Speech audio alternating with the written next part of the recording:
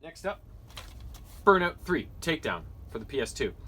Burnout, the series, there's not really any story to it like there isn't in, say, a Need for Speed. You basically just work your way through all the events of the game, and as you complete events, you unlock future events, and you go through.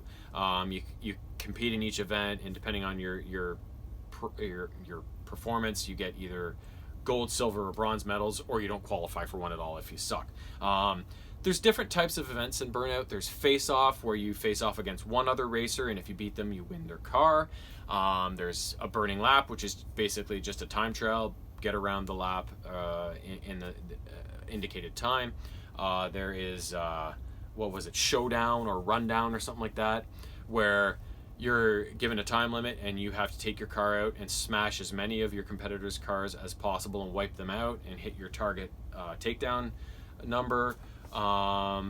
There is just regular circuit races where you're racing against 5 or 6 other cars in a number of laps, or just a set destination. It's not laps, it's just whatever you call those, I forget, but it's just point A to point B.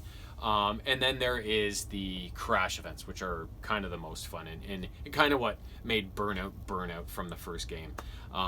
You're given a scenario, this section of road or highway or whatever with all these vehicles in it, and you are tasked with finding the way to make the most amount of damage by crashing into all these vehicles. And there's power-ups that help you along the way. Like there's explosion pickups that you can make to make everything explode. There are multipliers for your score, ×2 and ×4, and then there's gold, silver, bronze money amounts. So you collect them, you get additional cash amounts, so yeah, you just make your way through the game as you go. You hit different target amounts for, say, amount of damage caused in cash dollars total along the way. You unlock different cars as you reach different levels. Same thing for number of takedowns, total number of takedowns across your journey. You unlock cars for that, and so on and so forth. And as you play through the game, you complete all the events. It doesn't really culminate in any sort of thing. Oh, there's Grand Prix events too, where there's a bunch of circuit races all linked together, and you gain points for each race, and then whoever has the most points at the end is the total winner. But yeah, as you play through the game, you just complete event after event after event until all events are done, and that's it. And in this game, it's called the World Tour is the main mode of the game, the story mode of the game, and you play in United States, Europe, or the Far East. So that's where all the events are scattered across. So, and then there's other modes too, like multiplayer, and I think there's maybe an arcade one where you can just pick events that you want to do. I don't really recall exactly, but I know there is a multiplayer. But it's the main story mode for me that is the one that's worth playing. So that's the one I focused on, and it's just another great game in the Burnout franchise. I have never played a bad Burnout game. They're just simple, easy, and such a cool concept that it's just a ton of fun. Crashing is fun, not in real life, but in video games it's pretty hot. Next up, I don't have a cover for this because it was a digital download. I recently beat the first game in this series. This is the second, and it is called Blaster Master Zero 2.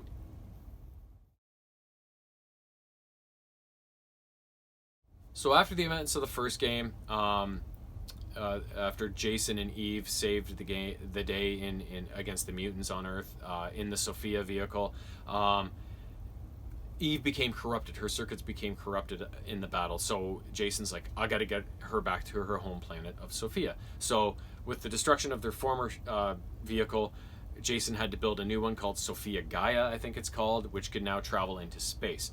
So Jason and Eve take off into space, and as she's continuing to fail and be tired and shut down a lot of the time, and so they find their way blocked, though, to get to planet Sophia. There's all these dimensional portals that they come across that they have to unlock, and all these planetoids and planets that they have to explore to make their way towards Sophia. And along the way, on different planets, they encounter other metal attackers, MAs. That's what the Sophia vehicle is called, and its pilot, and the android that goes with the pilot. So Jason, Eve, and the Sophia are a metal attacker crew. So they come across all these other metal attackers who at first take Jason and Eve as enemies, but eventually they figure things out that they're all allies. So they help you along the way after you first defeat them through the game.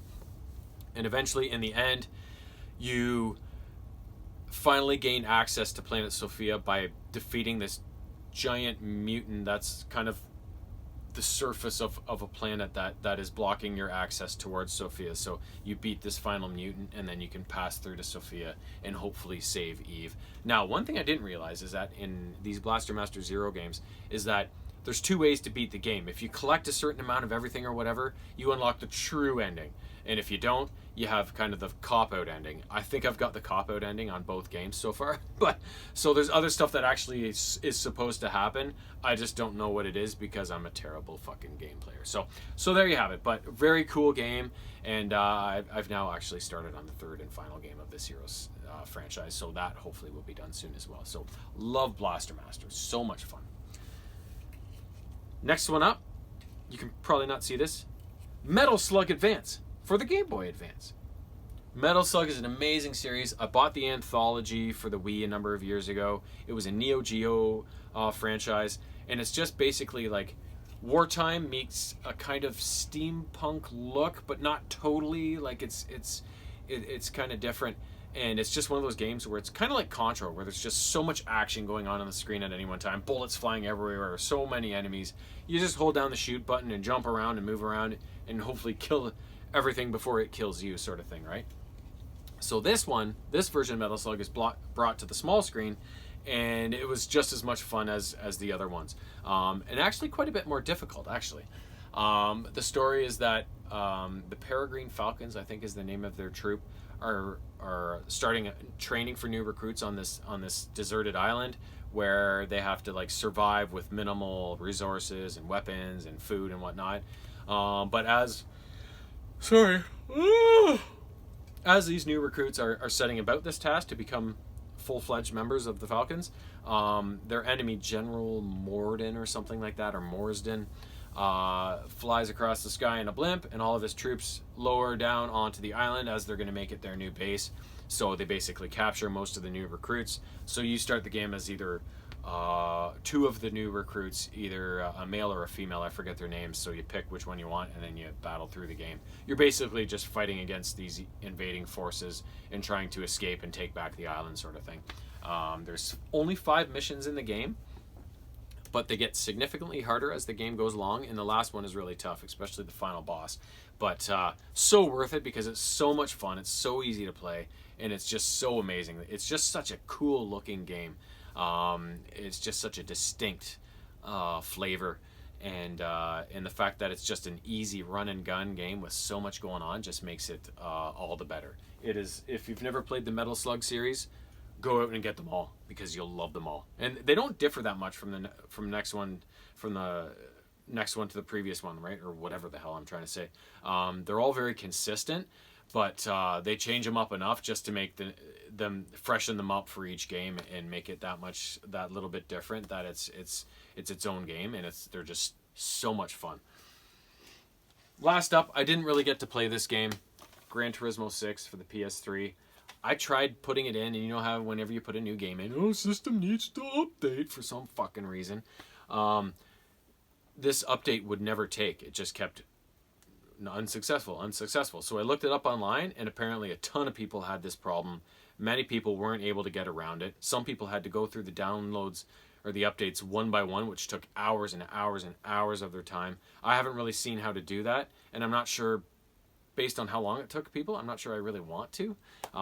So until this problem is fixed, which it probably never will be since this is PS3 and it's old, I'm probably never going to be able to play this game. So it is what it is. That's all for now.